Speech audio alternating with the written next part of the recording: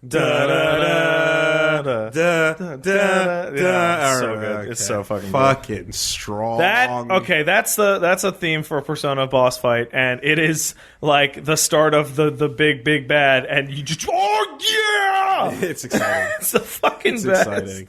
Oh man. So let's talk about. Okay, in case you somehow made it to this part of the podcast, and I am going to spoil Westworld in 5, 4, 3. The show that's on HBO, 1. not the old movie. I can't believe they killed Anthony Hopkins. Of course they did. I believe it hard. Oh yeah, they shot him dead.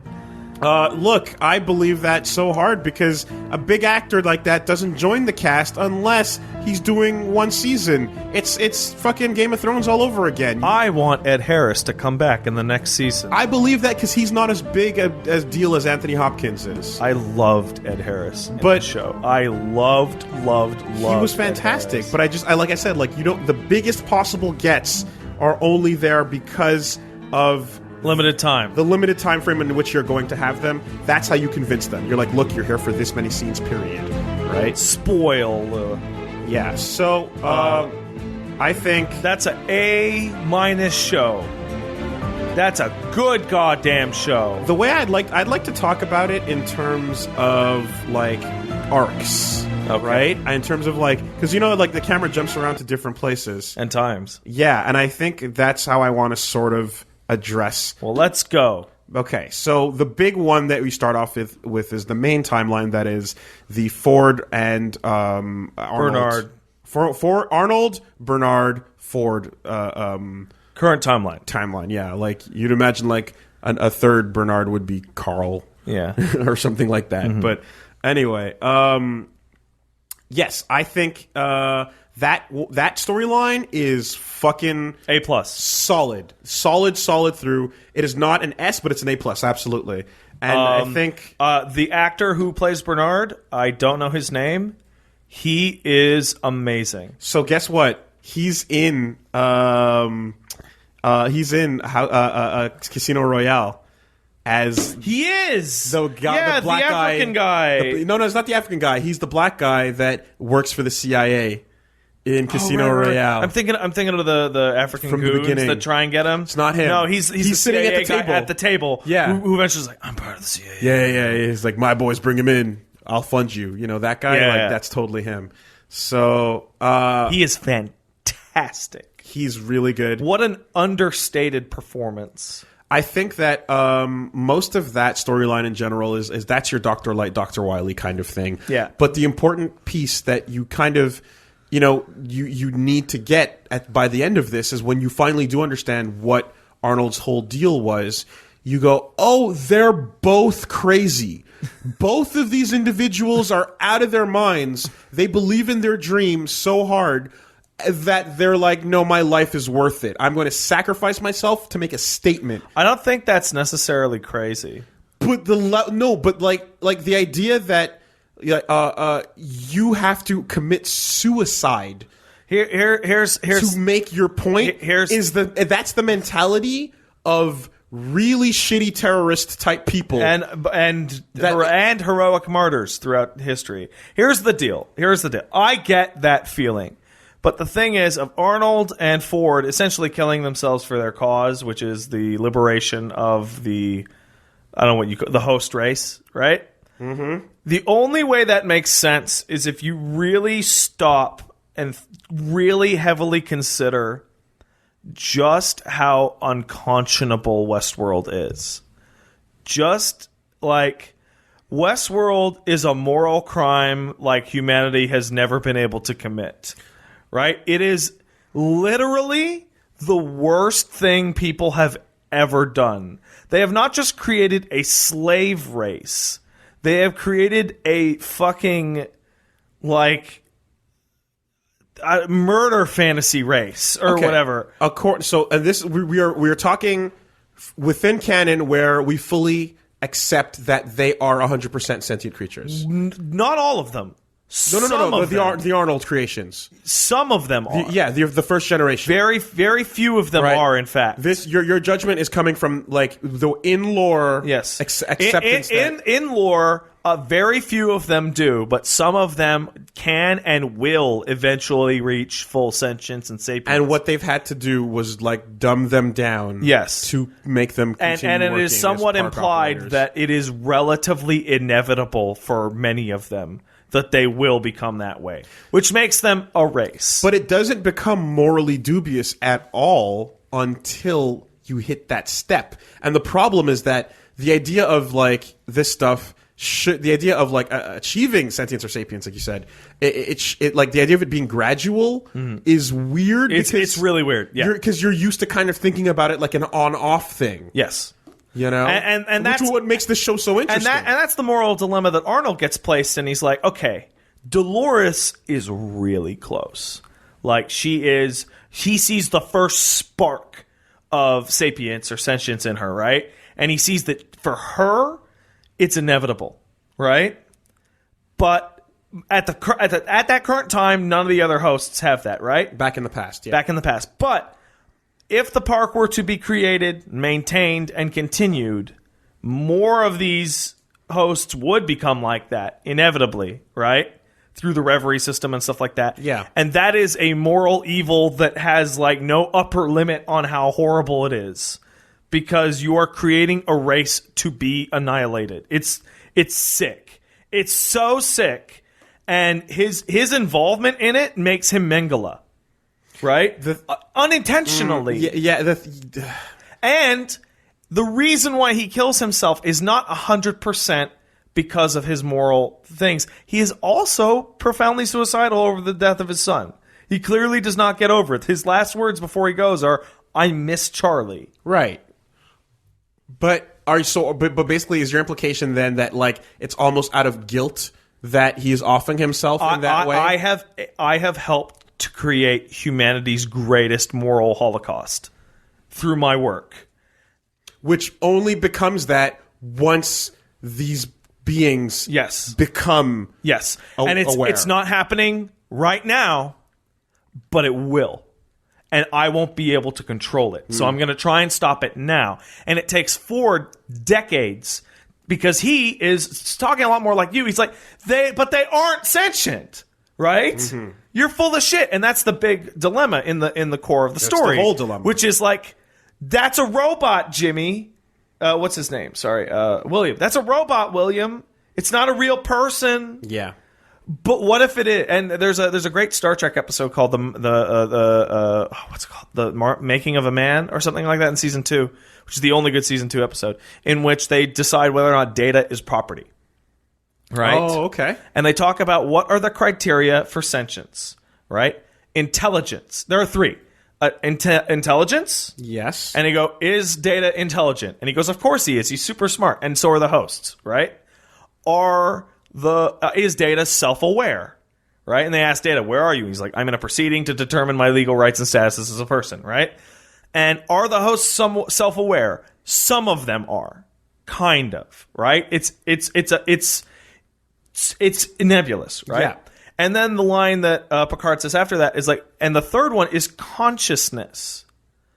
And he asks Data, and he asks the guy, he's like, is Data conscious? And if he is, in even the smallest degree, what does that make him? And the answer is, I don't know what that makes him. Do you know what that makes him? Alive. But it's not human. No, right? No. Right? And Arnold sees that is going to happen. It's not an if. That is going to happen. These things have the potential to become self-actualized. So when we were talking about AI a little bit... And Ford eventually sees that as well over a long enough period of time. When we were talking about AI a little bit in Titanfall 2, someone wrote a comment on one of the threads basically going like, these guys talking about AI hurts me. It causes me physical pain. And I was like, why? What did we say? You know? Mm-hmm. And he basically explained that like, it's a complicated issue, but like he goes into how like the idea that... self-correcting AI is an eventuality. Yes. It's going to happen. Yes. Right? It's Deep learning is already learning It's programming. just a matter of stuff time. Like, The only reason, not the only reason, but the main reason why we research so aggressively is so that we can create friendly AI first before creating unfriendly AI. First, you know, and how like the idea that he gives an example where it's like unfriendly AI can be referred to as like a paper clipper, because if all it has in its brain is make more paper clips, eventually it can look at like people as more material for making paper clips, period. Right. And that's the end of that. That you don't want that.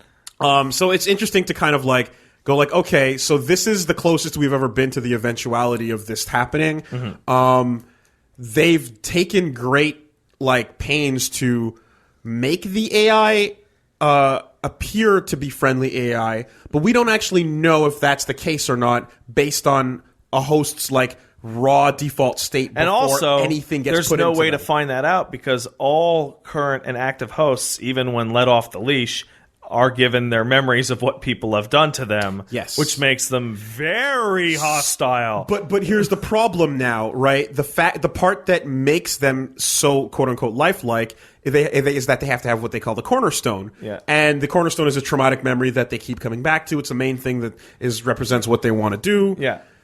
And that is the defining moment of their life. Yeah, and that is almost in each cases that we've seen as an example, like a negative thing. It's almost always like a bad all thing, the big one, a painful experience. Well, that's one of the weird themes is there's a weird purgatory element to Westworld. Yeah. In which Anthony Hopkins is God, and he's talking to Dolores, and he is literally describing that the way to achieve your humanity is via suffering. So that's and that is the Catholic idea of purgatory, yeah. in that God tells you the only way to win back your soul is through suffering. In purgatory. And so here you have a situation where basically you almost wouldn't get to this step if you didn't suffer to get to it. So the act of like making them aware and alive is one that inherently brings about the moral dilemma. And the other thing that's morally ambiguous, and I'm really glad they do this in the show, is there's a speech that is repeated, I think it's twice, when Ford is talking about making the robots with Arnold, right? He describes how they used to be a wonderful array of clockwork machinery, every piece in its place, until they eventually became analogous flesh and blood. And then he mentions that they passed the Turing test after the first year. And you see the scene of him talking to a very, not even first generation, like prototype drinking buddy. Yeah. And he clearly does not pass the Turing test. So the Turing test is usually when moral ambiguity starts to happen. Because if you cannot discern whether or not a person is a person or not, actions taken against them without your knowledge are immoral regardless of whether or not they're a person or not, right? So if I pulled out a gun and shot you and you turned out to be a robot, right? And I didn't know that.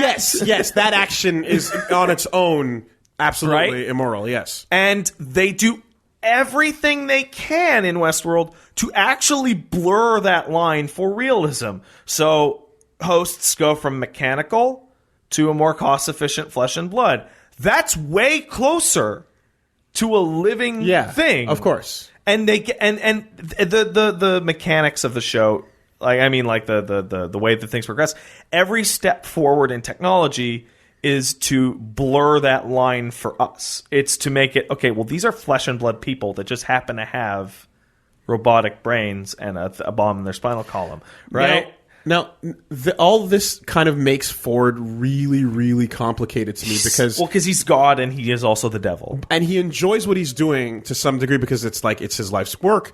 But the what we're seeing, if we're looking at his grand plan as the thing he's planned from the moment the season began, we're seeing him agreeing with Arnold and basically coming to terms that you were right, buddy, and I have engaged in an unconscionable moral crime for my life. Like my life's work is the Holocaust of a new race. So here's what's so batty and fucking nuts about that is that his atonement, one, is to put the referees back in. Yeah. Right? And allow them to continue their journey towards self-actualization. But then, two, to murder more people, actual human beings this time, no problem. Yes. Like, there is an... how is your atonement? What's your path of logic there? If not for, like, I guess, hubris through your creation, where you think that's more important? The way around that killing people like that. The way around that is twofold. One of which is that the Delos board are evil. They don't care. And they would never care. And Arnold knew that, and so does Ford. Right? If that. And also, the Delos board, regardless of any individual one is evil, it is known, it's implied, but it feels pretty obvious to the characters, that what they want is to create a slave race for the rest of the world. What their end game is. Their end game, profit-wise, is to create a slave race. Yeah. And I'd liken it to Cloud Atlas. Yeah. And it's the thing of, like, even if this lady or that guy, right, are not super evil, if this group of people continues to exist and do what they want, this new life form is fucked. And my responsibility as their creator is to them. And he gets to have revenge on them for fucking with them for decades. Well, that's cool, but that has to be a part of it. Yes. You know what I mean? Like, there's no part like... Ford is not a good person. No. And but the idea that, like, his atonement is not pure, I guess, is what I'm getting at. It's not coming from a pure place. It's the best he got. He fucked up hard back when his partner did himself in, and then it took him 30 years, and he eventually perhaps realized... Change of heart. Maybe his hands were tied or whatever, maybe he just got pushed to the point where he's like, no, we've got to do extreme... And let's not forget, this includes murdering somewhat innocent bystanders. That's what I mean. Plans. That's totally what I'm getting at. It's not even the Delos board. It's like employee that was getting a little bit too close. Yes. Other employee that got even closer. You know, implied other employees in the background, and so on. We've been through many of your kind, and it is this character who it's like, I need to do the right thing, and then he discovers that the right thing to him requires a lot of wrong things. Yeah, Elsie did not deserve to get ganked. So she was literally just doing her job. And we'll get back to doing your job, because that's a big thing here. Yeah. But I feel like, Ford is basically, he represents a character that's like, you're way past the point of no return. You're beyond atonement, but you're still trying. And in the end, you did it. And in the worst way you could have managed. Absolute worst way. You clawed for it. Yeah. And he goes, well, what are my options?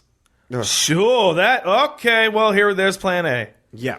So one thing that you need to do, if you haven't done this yet, is go check out this YouTube video that talks about Anthony Hopkins and his... Oh, it's the one that I showed you? Yeah, Anthony Hopkins, his acting in this fucking show is unbelievable. And I want to get... His acting is S.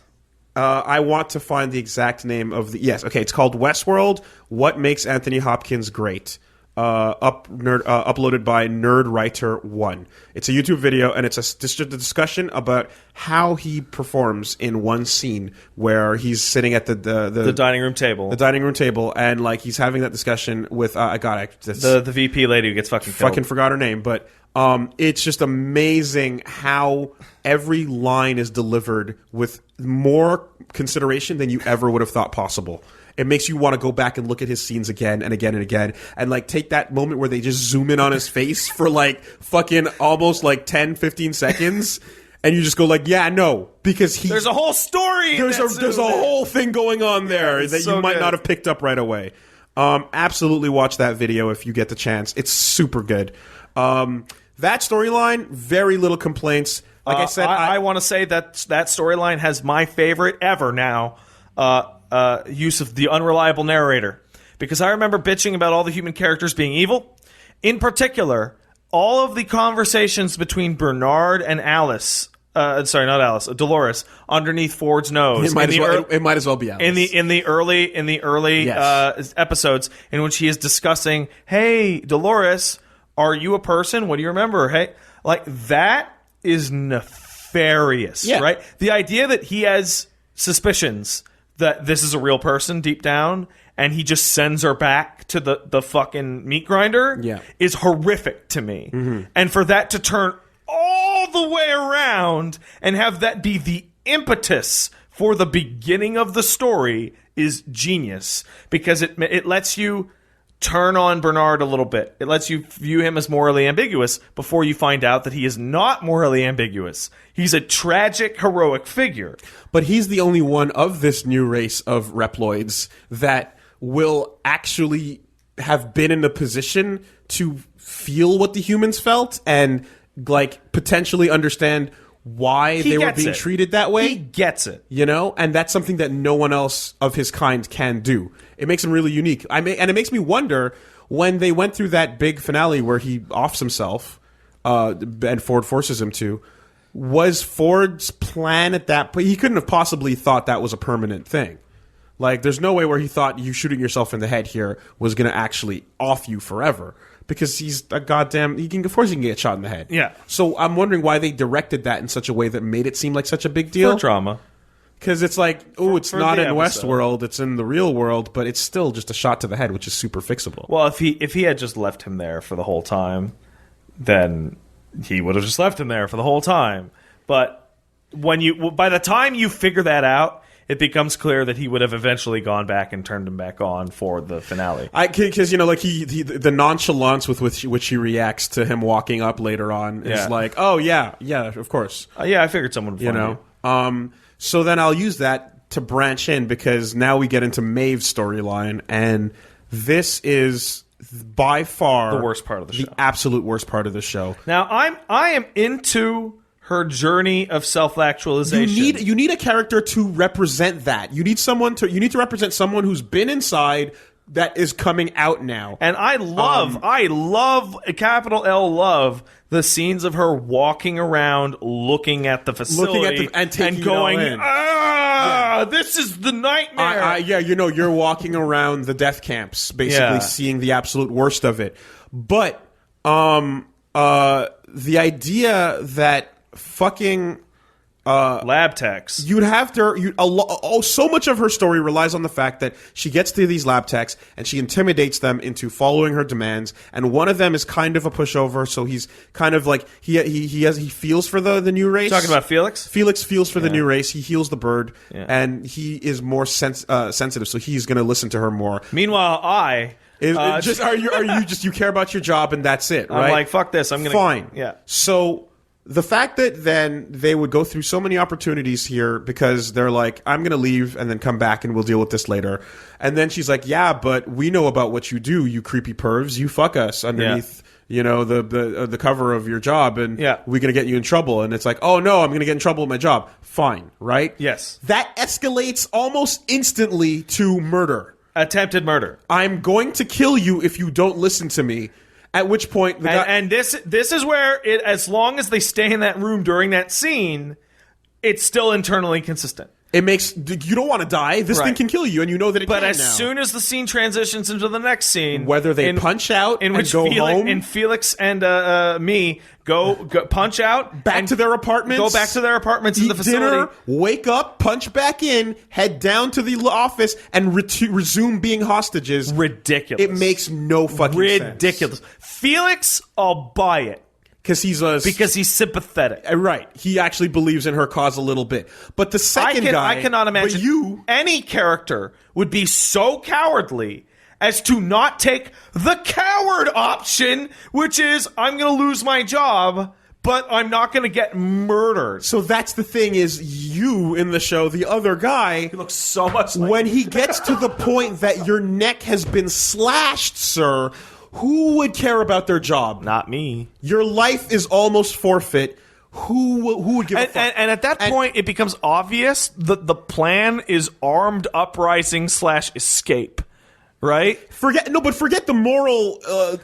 No. But I'm saying, even if you went along with her plan all the way to the end, there's still a relatively high likelihood that she will just kill you. Yeah. You know, it doesn't make any sense. No human being in that role. There are other people visible. Watching. It's all glass walls. Right? There's no way. And then by the time the glass is breaking and people are getting shoved through them and they're not catching it and stuff, it's like, all right, well, whatever. The show's on its way to its climax.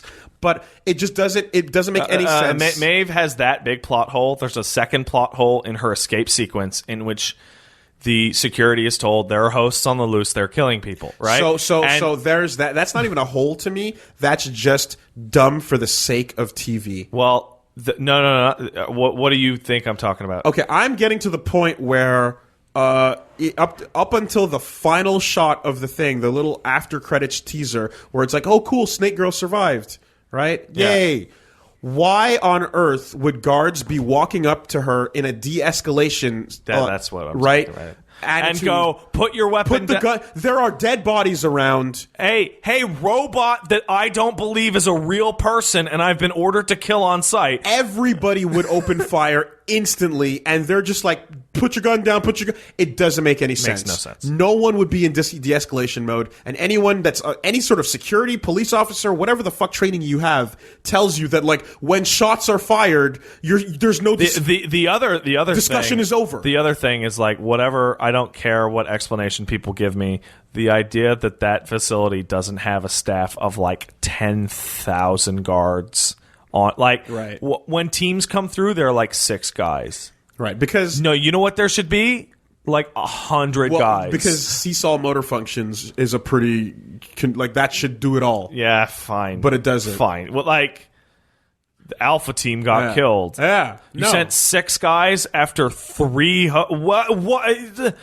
Well, and then furthermore, the fact that there's also no last-minute EMP that's just sitting at every fucking doorway. Yeah. You know, that's just like, all right, everything electronic is done. Yeah. Because, but that could just be Delos doesn't care and we're evil, blah, blah, blah, evil Megalo company. So Maeve's storyline is a train It's wreck. a train wreck to the point that it hurts the entire plot. That's why it's an A-. The show, in general. Because her part of she's important. Right? She is important. She's really important. She is, in some cases, the emotional core of the show because she's the character that we get to see self-actualize. And only to find out that she didn't. Yeah. Which is hilarious. She's so instrumental. And the thing is that you can look at other hosts like the guy who you think is a human for the first episode. I forgot his name again. Tommy. Yeah, whatever. Like, main guy from the first episode that gets shot all the time and he'll never be with Dolores. Dolores' boyfriend. Yeah, and it's like, If Maeve's role was something like his, where it's like it takes place within the world and ultimately it's a stepping stone towards someone else's self-actualization, it would have been fine. But because she's down to the wire, sitting on the train about to escape, like you're the first one that's going to make it out, like you're the Neo of this world, and your entire progression to being the Neo is completely immersion breaking and annihilating. Well, not just that, but up until she gets off that train, her entire story is fake. Bernard reads that she was programmed to wake herself up. She was programmed to get allergies. Yeah. Like, her entire storyline turns out to be a red herring. Which is... right up until she gets off the train. Which is actually one of my favorite scenes is her reading back her own script to herself. And it breaks. It's just and it's in that way that's like kind of like Dolores' dad. It does it early on where he's looking at the picture. Yeah. And it's like, you're supposed to have it. That doesn't look like anything to me, but that's not doing that. Mm-hmm. And you get his face breaking open. Like, I love that idea. You know, like, this is what a cyclic redundancy check that fails on a computer looks like. Yes. You know, it's super cool. Then I guess the other storylines you have are Dolores proper and William in and the Man in Black and William / Man in Black storylines, like Man in Black. Fantastic fade in, fantastic cut with the hat. Yeah, really good. The actual William storyline, or Billy, I should say, was one that like it was the weakest, but I was still interested in where it was going. But I was a bit like impatient with it. Mm-hmm. but the payoff saves it. Once I started to suspect that he was the Man in Black. Oh, did you actually? I watched episode 4, and then I saw a guy. I watched a thing of like it was a one of those videos of Westworld theories explaining all that shit, but it was current to episode 4. Right? So I was like, fine. Okay. And it's like, is Billy the Man in Black? And I go, that's ridiculous. That makes no sense because of the cuts that they make in the barn scene and stuff like that. But then you see the second logo. And then I went back, I'm like, And then the way that path is going, I'm like, why does that guy look young in these scenes but old in these scenes? And I'm like, okay. And Ed Harris is so good in this. He's the best. He's so good. He's so scary. Yeah. Even though all the characters that he's scary to don't matter, he's so scary. But here's where I was going with that is I still think that Billy's storyline is second weakest because I like the twist. The flip is great. I hate how the flip is instantaneous. The flip from I'm nice guy and now I'm psychopath. All happens within one episode. And that is literally comparable to Anakin takes a knee and gets up and rise. Yes, my master. Now, granted, that level of bullshit I hate. I do like how his clothes gradually get darker over the episode. That's a trick I first saw on Silent Hill. But the overnight murderer switch is not the right way to handle a character like that. I appreciate that he was at least given a really big push right before that moment, right? Had that just occurred with not a big deal, fine. But the scene in which like Dolores is getting like literally like ripped open and her guts are falling, like, okay, that's a push. That's a big push. Especially and his brother-in-law, who he implies to kill. Yeah. I don't know what. Well, I was going to get to there because there's two things. There's one. There's the fact that the camera is loaded in this entire show. The camera wants you to care about the hosts more than the people. Humans, yes, right. And more often than not, scenes are shot from their perspective. And it's interesting because anyone starting the show, most people are going to look at it and go like, well, I don't because I know they're fake. Because they're robots. But then you're supposed to start questioning yourself. And that's why Teddy gets to be the main character of the first episode. Yes. Because you go, oh, this is my hero. Oh, oh no, that guy's a villain. No, wait, that character didn't matter? Yeah. So what do I do with all these feelings? Is that guy still bad even? Yeah, like you're David Caging in that suicide scene where you're holding on to the feelings from beyond, and you're like, where do I put them? And the show's like, all right, wait for episode 2. Yeah. You know? But that switch, despite the fact that it was like he had a really huge push, I think it's a bit strong. I think you could have had I wish some build up. Because he's building up to let's say the 50%. He's building up to neutral. Right? Yeah. Over the course of the whole series. Yeah. And then he's at 49%, and then he jumps to 110% in the span of 4 minutes. And that's a bit much. And that fails every time a movie has to do it. Every time there's almost no series I know does it well or is capable of doing it gradually. They always do this instantaneous switch, and it sucks. It's a big shock. Now, is that him actually killing his brother-in-law? I can't tell. I don't know, and I love that it's unclear. Because if he wanted to kill him, he'd just kill him. Right? But putting a man naked on a horse, a fake horse, on the edge of the world, essentially, and just go by. Yeah. That's not good. But one, you're still in the game. Therefore, in theory, people should still be there to save someone participating in the game from dying. The Samaritan reflex. Right? Like, there's no way where they'll let you, even if you go to the edge of the world where it's dangerous, your life should never be on the line. There are so many for $40,000 a day. There are so many cool little moments in this show that just stand out to me. It's just, oh, that's so cool. And one of them, I remembered it because it said Samaritan reflex, and it's the moment that you first get to see what the Samaritan reflex is. The boy? It's where Ed Harris points his knife at Anthony Hopkins in the bar and says, "Man, I oughta," and just Teddy just grabs the knife and slams it into the table and like grips him, and everyone around them completely stops because he threatened God. Right, okay. And it's so instant and it's so intense, and it's like, no, you cannot kill other people here. Yeah. If you even tried everything would stop you. Which is why I think that they can't possibly be him trying to kill his brother-in-law. It's at best like, I'm going to make it really shitty for you until someone saves you. Yeah, because you're still in the game. You know, the maze is not built for you. Great. How like that all that weird religious gibberish turning into like exactly what it means, even though none of the words change. It's just very literally. It's not meant for you, and then it makes like you're an idiot at this point. It's not. You know, this world was not made for you. This world was made for those who would come later, or come after, or whatever. It's exactly. You take all that away. It's just the exact meaning is straight. It's just literal. It won't work. You can try. You can't find the maze. That stuff's great. I think a little bit of the Maeve coming out into the real world, because I'm thinking about. I was so excited to see what the rest of the world looks like. Not only is the budget like not ready for that type of thing, but it's like this is a closed world. Mm-hmm. The interesting thing is always what's happening outside, and they're never going to deliver that to you like right off the bat like that. I thought that the episode where what's her name dies, where the first person. Where they pull in the body of whatever her name is, VP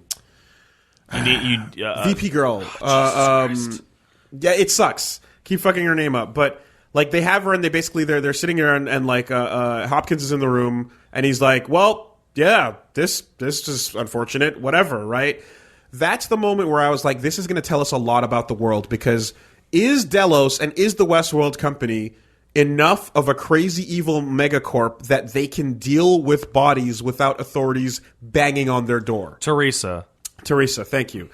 Are they on that level, and is this the future we're in, or is this a future where the cops are here any minute now? I was under the Disney accident. I was under the impression that every single person in that scene knew what really happened, and that the company, because they own like this entire like 1,000-kilometer wide estate, can just make any problem go away.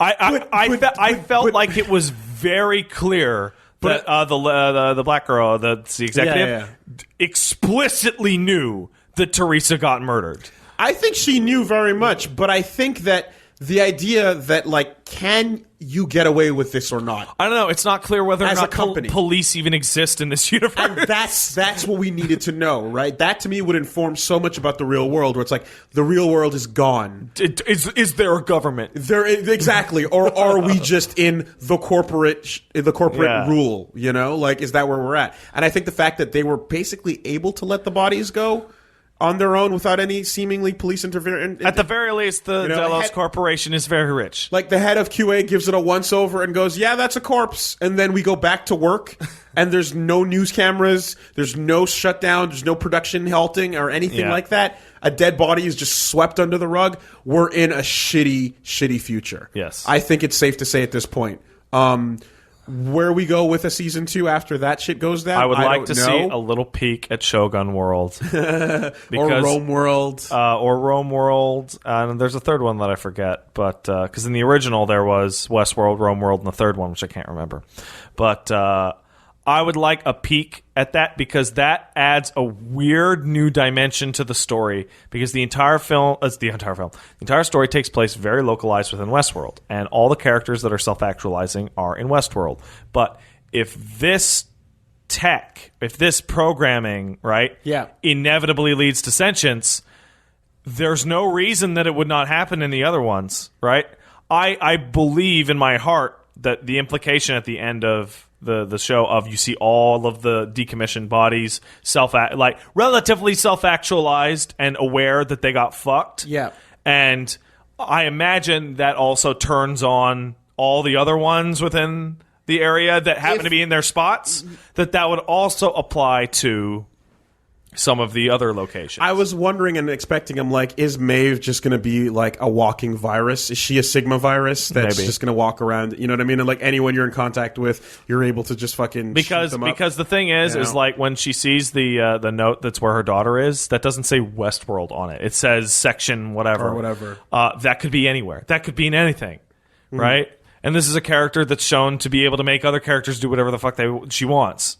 So I don't know. This could become straight up Game of Thrones. Like this could go right into just fiefdoms and like it could do anything like that. I don't know, and I think I don't even know where I want it to go. I don't know what, because the question of whether or not these are real people is by far the most interesting question that the show asks. And the end note that they left it off on was not that of a conclusion, but with that of a cliffhanger. Yes, because and also it was like shot like it is a cliffhanger, and it's also like explicitly a cliffhanger for the Man in Black, which I thought was weird. He's got a broken arm, and he gets shot in the other arm, and the head of QA, and it's still like head of security. You mean head of security? Excuse me.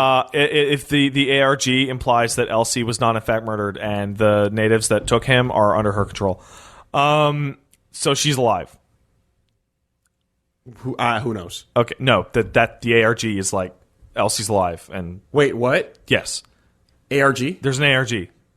What's this all about? I don't know, but I've been told by people there's an ARG, and the reason why the natives kidnapped the head of security is because she got away or something, survived, found these hosts, reprogrammed them, and then using them grabbed the head of security because she's like, stuff's gonna go down. Holy shit, I didn't know about that at all. Yes. So that's why that guy just disappears from the plot. Oh, okay. There's an ARG that... Okay. So... All right. So, yeah. Okay. We're going to see a conflict. There will be a conflict. And it's something that I said right when I watched the first episode and talked about it on the podcast. What's the most fascinating part about Westworld to me? It's like, they are not people. They are not human. They are, in fact... I would even say morally, righteously, they are less than human, right? But they're not animals and they're not nothing, right? They are in this nebulous space that I don't know what to do with. Dolores swatting the fly is more than a bug, but less than sentient. Yeah, and it's like... And all of them are at different steps in that process. Yeah. So it's like, well, what are... Well, here's my final question to you then. Yeah.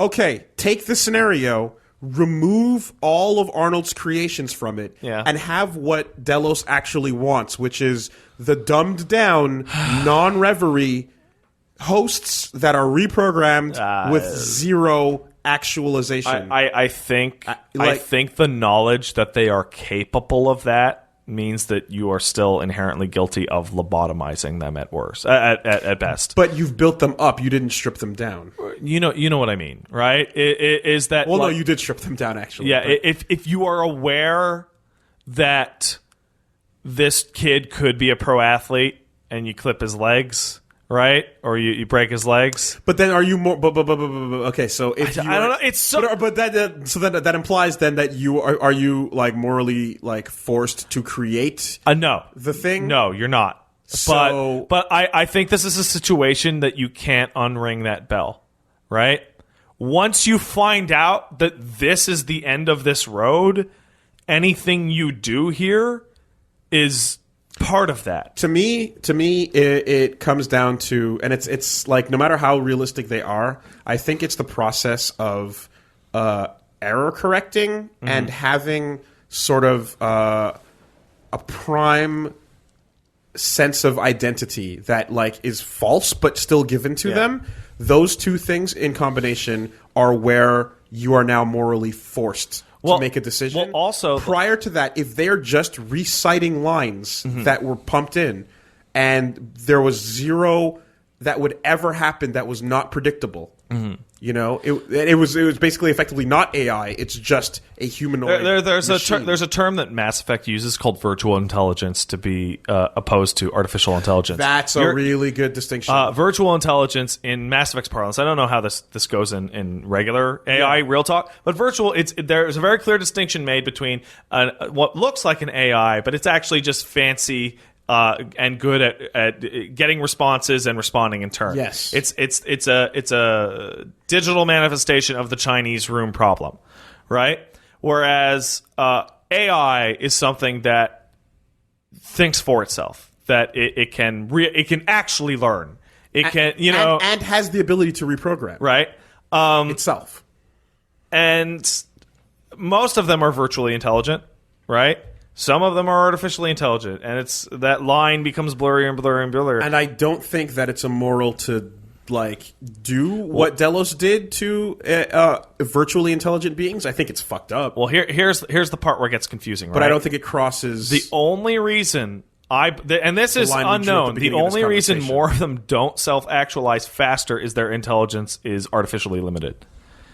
All of them have hard limits on how high their intelligence is allowed to go. Yeah. Which is 13 out of 20, I believe. Well, it depends on the character. But right. It was out of 20, and she ups and it all the way. as soon as that hits that top thing, all of a sudden, the hosts start to self-actualize fast.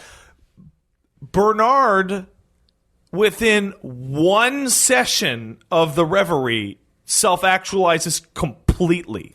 I'm so glad, by the way, that his stupid son backstory actually had a purpose. Was so unbelievable for the purpose of being a cornerstone. Yeah. Because I'm like, when he was doing it, I'm like, are we really this saccharine right now? Like, we're actually talking to a kid coughing in a hospital Well, that bed? was Arnold's actual story. But, the idea that, it just seemed such a script. I know. You know, a moment, and then it's and you're right. It turns into the actual thing, and I'm like, and it's Bernard clearly has his. This is a storybook version of what I hope would be a more realistic. My kid's in the hospital. Shit, and he's got tubes everywhere, and that's that. Yeah. You know, but Bernard has his intelligence clearly maxed out because he is a smart guy, right?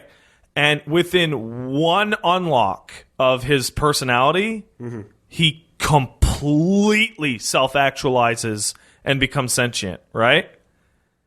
If that's possible, then that means that a very significant proportion of the other hosts, dumbed down or not, were their abilities to be unlocked, would be able to do that. Some would go nuts, some would die, but it's that potential is there for all of them. For this virtual evil. Yes, this form of, because that's what makes Bernard go from virtually intelligent to artificially intelligent. You get to see it happen in real time, in which he remembers everything and he starts to move. Like him stopping his memory is the exact moment down to the second where he goes from non-sapient to sapient. Okay. That's what that scene is supposed to be. Yeah, okay. Where he goes from being trapped in his memory, because that's how he was programmed, yeah, to acknowledging that it's false and having power over it. Right, yeah.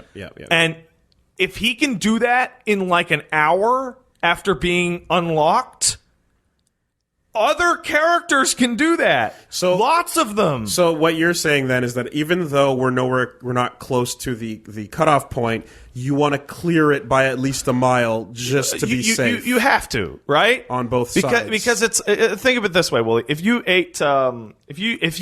texting me had a 1% chance of killing a baby, would you text me anymore? Why would you even text? Right? Yeah. And that's what it's talking. And so that's what Ford is like. He's like, no, there's no way these things are real people. It's so sad that my partner died. And then he works with them and he works with them and he works with them, and he gets to the point. It's like, oh no. Not only is it not a 0% chance, it's not a 1% chance, it's not a 2% chance. It's an inevitability. It's over a long enough period of time. It's 100%. Right. And he does all his shit for that. Yeah. And, I kind of think that the show didn't have to make the humans that showed up. The guests didn't have to They're really evil. Frat boys just fucking and murdering and doing shot. They didn't have to be the absolute scummiest examples of humanity, but they were. The brother-in-law is a fucking cartoon character. It's cartoonish. Yeah. How insanely evil the people that show up are immoral, to the point where the lightest you're gonna get is the one guy who just kind of goes, "Hey honey, I did it. I stopped the bad guy. We won the video game." Yes. Right? Which was great. I love that moment so much. Let's take a picture with the body. And that's the least evil version of a human you're gonna see. You never it's implied in William's story. There's this guy's got a gold adventure, and these guys got bounty hunting adventures with the sheriff, and there's only I was about to say there's not one. There's only one time in which you get to see somebody go on a legitimate good guy adventure, and that's when Teddy and a lady who's a visitor to the park go with the sheriff to go hunt Wyatt. Yeah. And the first part of that. She defends her fellow man, and she shoots some hosts, and she eventually has to run away. But every other interaction I see, I forgot about her actually. See is drinking and whoring and murdering and just doing all the bad stuff. $40K a day, and you're supposed to have William and Man in Black as opposites to each other. It's like, this is as bad as it can get, and this is the naive, like, doe-eyed guy who's going to do his best. But even then, Billy's stuck with his brother-in-law for most of his own storyline, and he is just the worst. It's ridiculous. So yeah, I don't know. I'm thinking, like, I mean, the fact that you brought up that ARG thing makes me go like, okay, they're definitely going straight into hard sequel, probably seconds after. Now that's going to be 2018. So that's far away. That's pretty far away.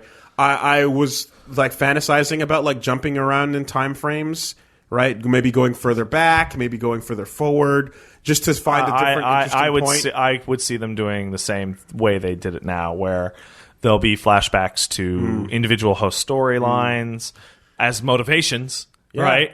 Because like Clementine, is her name Clementine? The hooker who always wore the green dress. Is her name Clem? The second, whatever her name was. Like, she's alive. And very understandably upset. Or just go back to the origins of the park in the modern day when they tested it in Calcutta or something. Like they just built it up and did the exact same thing. And I don't know, like, you know, like see a different time frame for. You know what I would love? You know what I would love? I would love to see like a map of the Earth, right? Like, there's a map on the background, and something really crazy like South America just isn't on the map. Something, right? And it's never talked about ever again. It's like how in Gundam, Canada is often just completely gone for some reason. Australia and Quebec and but no, I think honestly, like, that's what it is. Like, the cops not showing up and the press not being there at all means that we're in the bad future, you guys. Well, they even imply it that it's actually a future of absurd plenty, that all problems have been solved and people are bored. Showing up is actually the only interesting thing. Yeah, it's the only adventure. It's the only island, the only new voyage left to take, kind of thing. Which is funny because apparently that photo of Billy's wife is a stock image. Great, just like Tally, from the fucking internet, just like Tally from Mass Effect. Oh God.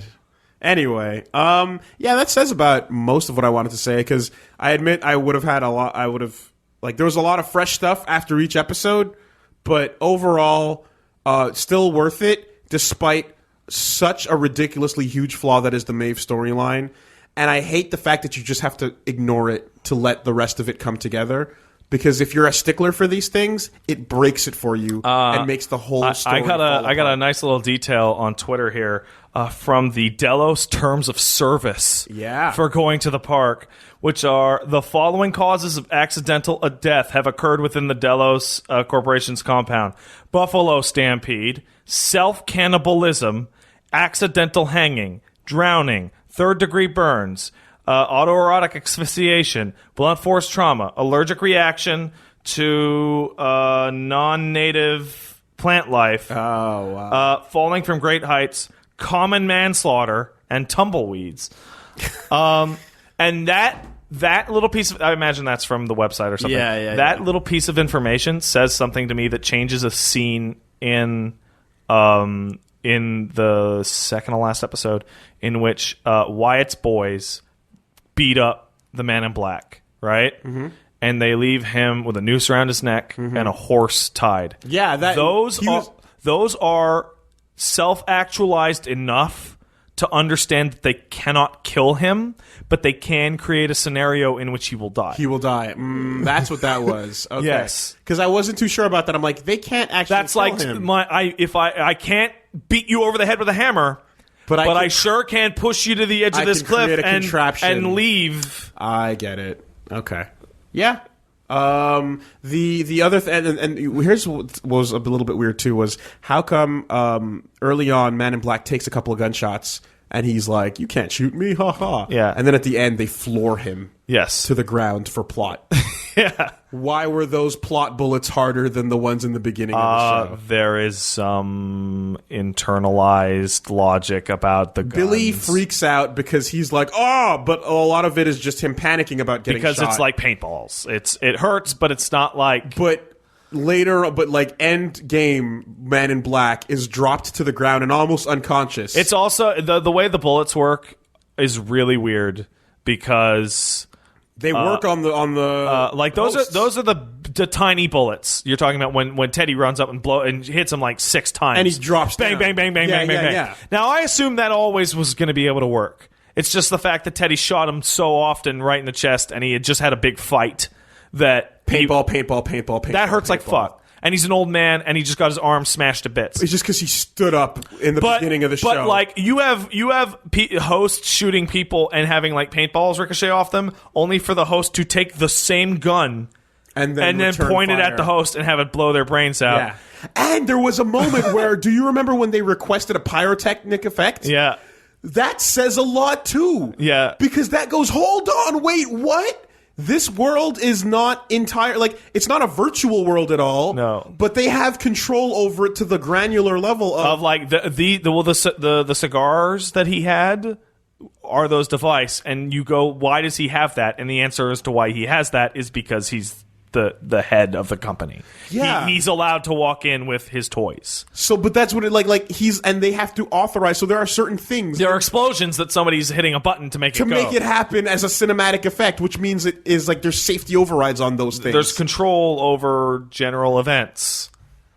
How's that going to play out in season 2 when you got to actually go to war? It's really interesting. Anyway. Like, we can nitpick small details all day, but the general... Maeve is not a small detail. Yeah, no. Well, I mean the stuff we were just talking about. Maeve is a problem, and I hope that she doesn't have any more of those problems going forward, because now she's on the loose. And it's too late to retcon it, because... It's way too late.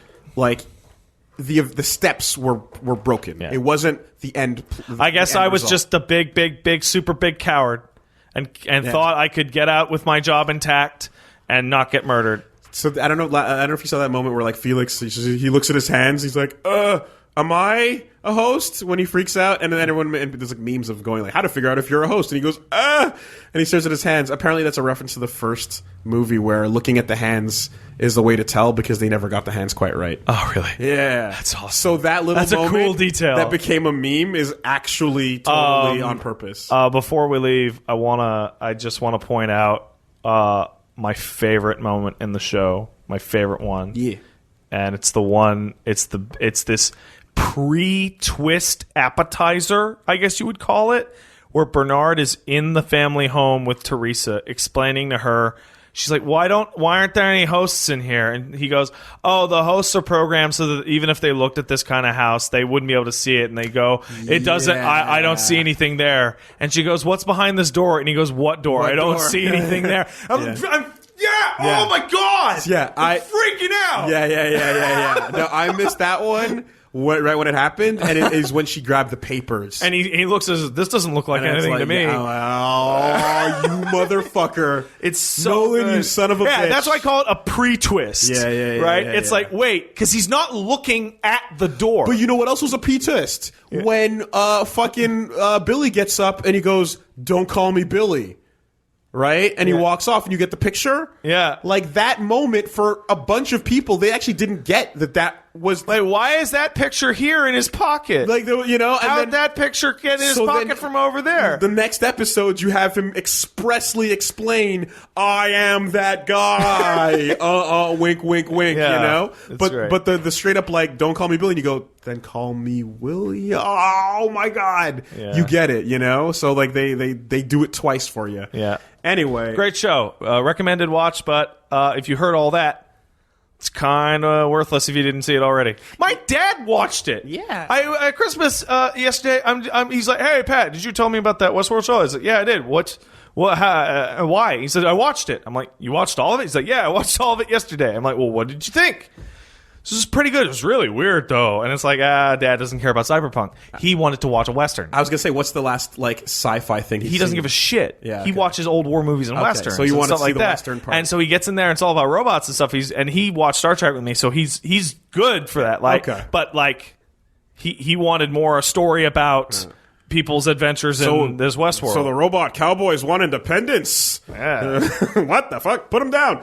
Anyway, yeah, man, check it out, guys. And I can see, like, I think a lot of people listening to this probably just went, I'm curious about the show. I'll stick around. I feel like this might have sold some people on it. Maybe. I hope so. Well, hopefully they forget a lot of the details that we just described. It's the best, flaws aside, it's the best recent look at these topics. Absolutely. No question. Like compared to anything I've seen recently. Edge of my seat and fascinated. And so, like, there's a lot to talk about with everyone. Yeah. And it's one of those things, it's like, it's so morally ambiguous. You don't get to okay. So there's a lot of people out there that are like, Griffith did nothing wrong, and you people are monsters, and you honestly scare me, right? But this is a situation in which it's nice and morally ambiguous that you can violently disagree with people on whether or not you should be able to do whatever to these people, because there's people that are going to know, no, we made them, they're not real, doesn't matter.